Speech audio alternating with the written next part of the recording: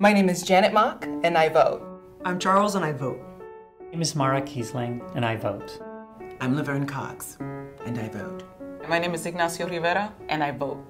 I'm Kit Yan, and I vote. Voting while trans means that some of us are told we aren't who we say we are. Because of the way we look. Voting while trans means that some of us are gawked at by poll workers. Voting while trans means that some of us are almost always asked To give our real name. Real names. our real name. Voting while trans means Getting the information you need to protect your right to vote. So those are a series of public service announcements that give you just a glimpse of what trans people faced in this last election. Normal things for the rest of us, like getting an ID, became quite an ordeal, and with very large consequences when it comes to their ability to participate as equal members in our society. So what needs to change, the people or our idea of normal?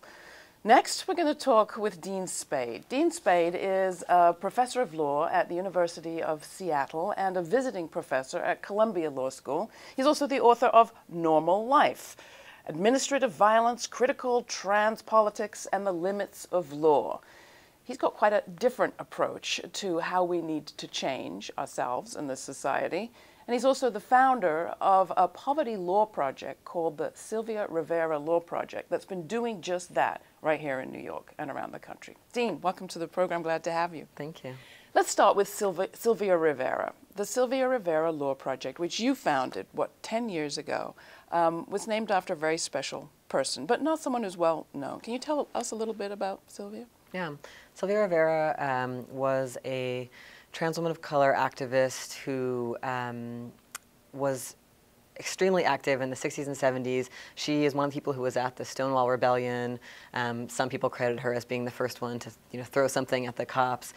So she's kind of a historical figure of great import for that reason.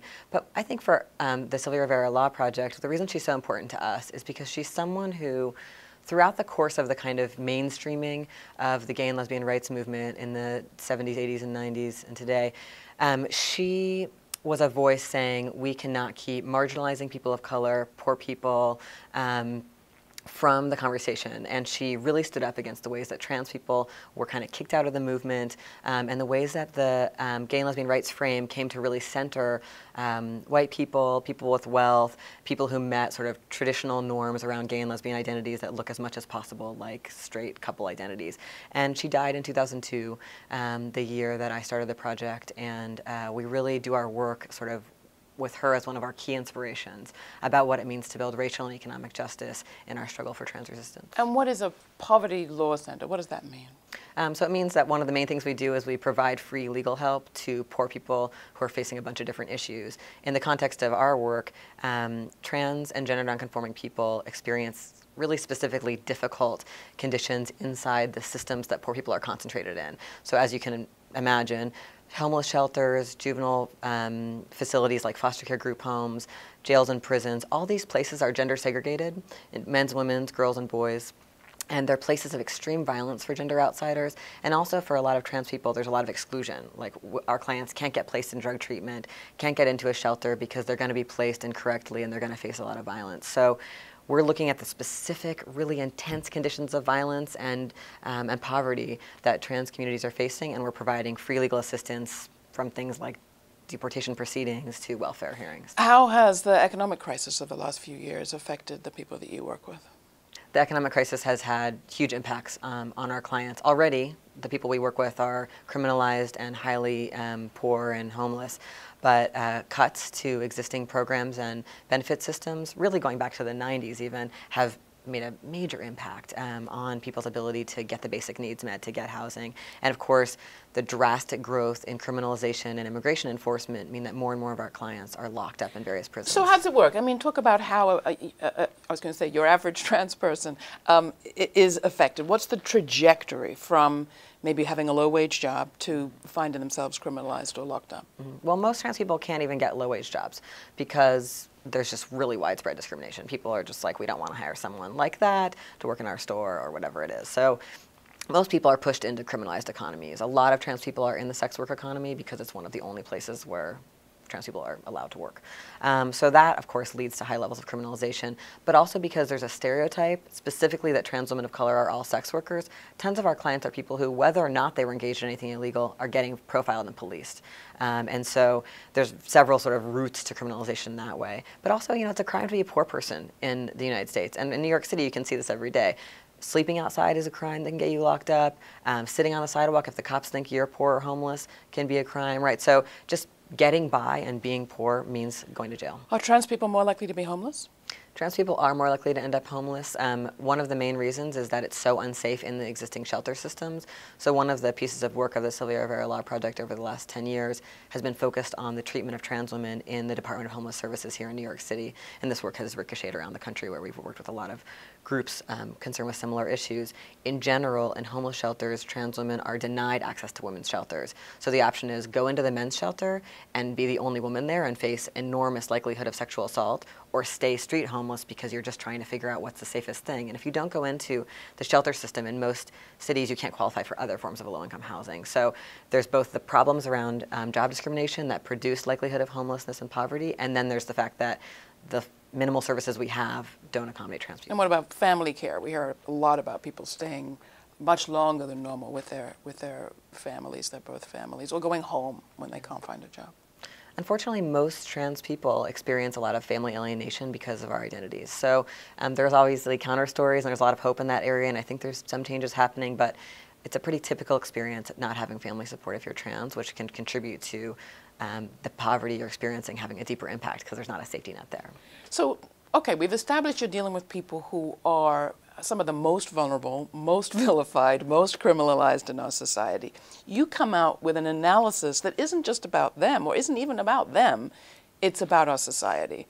What have you learned, broad strokes, from this work that maybe has surprised you or led you in directions you never imagined you'd go? I think that the biggest takeaway from the work I've done at the Sylvia Rivera Law Project for the last 10 years is the significance of different forms of criminalization in the lives of poor people. And the ways that that criminalization is highly racialized and highly gendered. So both in terms of who gets arrested and what the police think looks unusual, and which neighborhoods they spend time patrolling, and all of those pieces. Who is it who's doing work or surviving in ways that are going to give them too much contact with the police and cause that sort of route? And also in terms of what actually happens in America's prisons, right? We're the most imprisoning nation in the world. We have 5% of the world's population and 25% of the world's prisoners. And the people in our prisons are primarily people of color and poor people in prisons for crimes related to poverty. And inside those prisons, there is outrageous racial and gender violence in all of them, right? In the women's prisons and in the men's prisons. And so all of that picture, right, plus the additional picture of how much our immigration system has grown, and especially the last 10 years, how we're deporting more people than we've ever deported in the US, and how our immigration prisons have also grown by about 4-fold, and also are privatized and are run at a profit. All of that, when you look at that picture, that is one of the biggest sources of violence in the lives of Americans, in my opinion. And what does it have to do with our model of change? Because often our stories of change in this country have been, well, if you can just criminalize certain kinds of behavior, even things like discrimination or violence against women, hate crimes, that will somehow improve society. What will it? Are you happy about hate crimes and the legislation that has tried to criminalize discrimination? Yeah, well, one of the really interesting contests inside trans communities and more broadly in queer and trans politics is whether or not hate crimes laws actually work, whether or not they're a good way to try to deal with the fact that there is a huge amount of violence against queer and trans people. And a lot of us are saying, actually, this strategy doesn't really work, right? What it does, it definitely doesn't prevent violence against us. Nobody has ever argued that when people are thinking about who to beat up or kill tonight, they look through some book and they say, oh, there's a higher penalty. If I do it for that, I won't do it, right? That's not how violence works. So there's no argument that it prevents our deaths or our beatings. But what it does do is it enhances the punishing power of the system that is actually the main perpetrator of violence against us. In the lives of SRLP clients, the most common perpetrator of violence is the police or corrections officers or immigration officers, that system, right? So what does it mean to add power to that system? providing no relief to us. And part of the way we see it is that basically that system has been desiring growth very intensely for at least the last 40 years. And that growth has been motivated by profit because prisons are privatized, et cetera. And so the real reason this system wants to pass hate crimes laws and put our names on it is not because it's going to save our lives, but just because the system wants to grow in any direction. And so we've really been looking carefully at whether or not that strategy has any benefit for preventing violence. So when you look over the 10 years of the Sylvia Rivera Law Project, and congratulations on your 10 years, what do you see? I mean, there's certainly more visibility, there's more inclusion, there's more quote-unquote tolerance. What else? I guess I would say that it's interesting. In the last 10 years, you've seen more like gay and lesbian organizations put T in their mission statements. There's some more visibility in the media of certain kinds of stories about trans people. Yet the actual conditions on the ground for trans people are worsening with growing criminalization, immigration enforcement, and the growing wealth divide in the United States, which of course the Occupy movement has made very visible.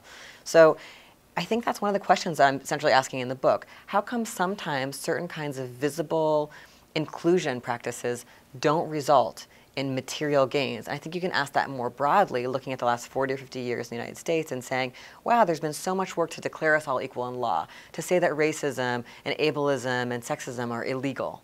And yet you've seen the actual conditions of racialized violence and of the growing apparatuses of criminalization worsen. You've seen the wealth gap worsen. You've seen women still having an enormous wage gap, right? You've seen the attacks on reproductive health worsen. So you got to ask, what is it about legal inclusion or legal equality frameworks that don't deliver the goods on the ground? So what is it? Well, I mean, I guess part of what I think I'm learning from my own experience in trans resistance and other movements is that those promises of legal equality that allow state apparatuses of violence to grow in our names don't actually deliver what we need. And to actually get what we need, it's really grassroots struggle. That's been what's ever won anything meaningful in terms of material change in the US. And so I think that question of how can we turn our attention away from just trying to get our names on hate crimes laws or our names on anti-discrimination laws that aren't going to deliver the goods towards actually building meaningful strategies for dismantling criminal and imprisonment regimes, for getting rid of these like violent border regimes that we have, and for actually addressing poverty.